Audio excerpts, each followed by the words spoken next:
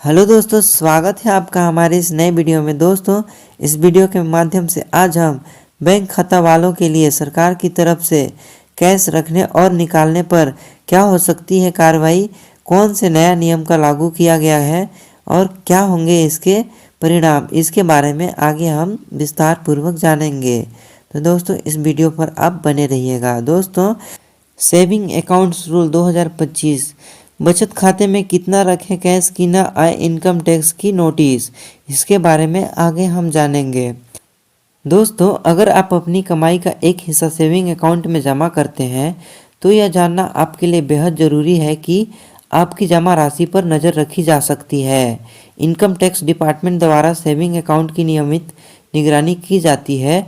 अगर आपकी जमा राशि समय सीमा से ज़्यादा होते हैं तो आपको इनकम टैक्स नोटिस आ सकता है। इसलिए ज़रूरी है कि आप यह समझें कि कितनी राशि सेविंग अकाउंट में रखना सुरक्षित है और इसके लिए क्या नियम बनाए गए हैं आदि, इसके बारे में हम जानेंगे। दोस्तों, सेविंग अकाउंट में कैश जमा रखने पर इनकम टैक्स के नए नियम लागू होंगे। इनकम टैक्स डिपार्टमेंट ने अपनी सेविंग अकाउंट में कैश जमा करने और निकालने को लेकर कुछ खास नियम बनाए हैं। अगर आप इन नियमों का पालन नहीं करते हैं तो आपको टैक्स नोटिस का सामना करना पड़ सकता है। दोस्तों, पहला है कैश डिपॉजिट सीमा।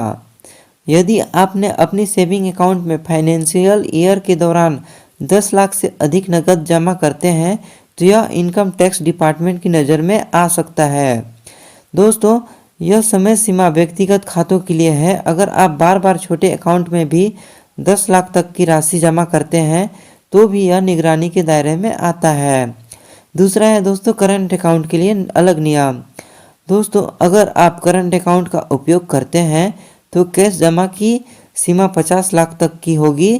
करंट अकाउंट का उपयोग आमतौर पर व्यवसायी करते हैं, इसलिए इसमें सीमा की अधिक है।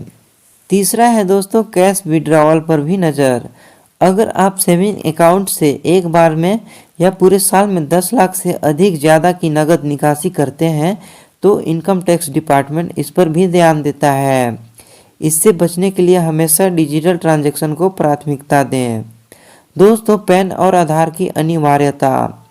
यदि आप अपने बैंक खाते में 50,000 से ज़्यादा की नकद राशि जमा करते हैं तो आपको पैन कार्ड और आधार कार्ड की जानकारी देनी होगी।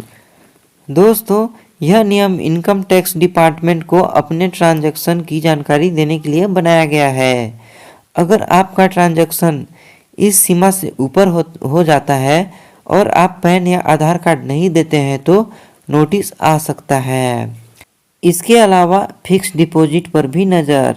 दोस्तों, सेविंग अकाउंट के साथ साथ फिक्स डिपॉजिट पर भी इनकम टैक्स डिपार्टमेंट की नज़र रहती है। यदि आप एक फाइनेंशियल ईयर में 10 लाख से अधिक की एफडी कराते हैं तो यह भी इनकम टैक्स डिपार्टमेंट के दायरे में आता है। एफडी से मिलने वाले ब्याज दर पर भी टैक्स देना अनिवार्य है। दोस्तों, कैश ट्रांजैक्शन के लिए क्या क्या सावधानियां बरतनी जा सकती है, इसके बारे में जानेंगे। पहला है दोस्तों डिजिटल ट्रांजैक्शन को अपनाएं। इनकम टैक्स नोटिस से बचने के लिए डिजिटल पेमेंट का अधिक उपयोग करें तथा यूपीआई, नेट बैंकिंग और डेबिट कार्ड तथा क्रेडिट कार्ड का इस्तेमाल करें। दूसरा है दोस्तों अधिक कैश डिपॉजिट से बचें। कोशिश करें कि आप अपनी आय को वाइट मनी के रूप में सेविंग अकाउंट में जमा करें तथा नकद जमा करने से बचें और अपनी ट्रांजैक्शन को समय समय पर अपडेट करते रहें। तीसरा है सही जानकारी दें। बैंक में अपने सभी ट्रांजैक्शन की सही जानकारी दें तथा फर्जी दस्तावेजों को नज़रअंदाज करें। इसके अलावा दोस्तों इनकम टैक्स नोटिस से बचने के लिए क्या कर सकते हैं, तो पहला है दोस्तों सभी आय को सही तरीके से डिक्लेयर करें। दूसरा है दोस्तों आईटीआर यानी इनकम टैक्स रिटर्न का समय पर फाइल करें। तीसरा है दोस्तों बड़े नकद लेन देन करने से बचें। चौथा, अपने बैंक स्टेटमेंट को नियमित रूप से रखें। दोस्तों, सेविंग अकाउंट में कैश जमा करते समय इनकम टैक्स के नियमों का पालन करना बेहद ज़रूरी है। कैश लेन देन पर सरकार की नज़र लगातार बनी रहती है। 10 लाख से अधिक नकद जमा करने पर या निकालने पर आपके लिए बड़ी परेशानी खड़ी कर सकता है। इनकम टैक्स नोटिस से बचने के लिए हमेशा ईमानदारी से ट्रांजैक्शन करें और डिजिटल पेमेंट को बढ़ावा दें। अगर आप इन नियमों का पालन करते हैं तो न सिर्फ आपका इनकम टैक्स नोटिस से बच सकते हैं, बल्कि आप अपनी वित्तीय स्थिति को भी मजबूत बना सकते हैं। दोस्तों, आज की वीडियो में इतना ही। मिलते हैं किसी और नई वीडियो के साथ। तब तक के लिए आप चैनल को सब्सक्राइब कर लीजिएगा। धन्यवाद।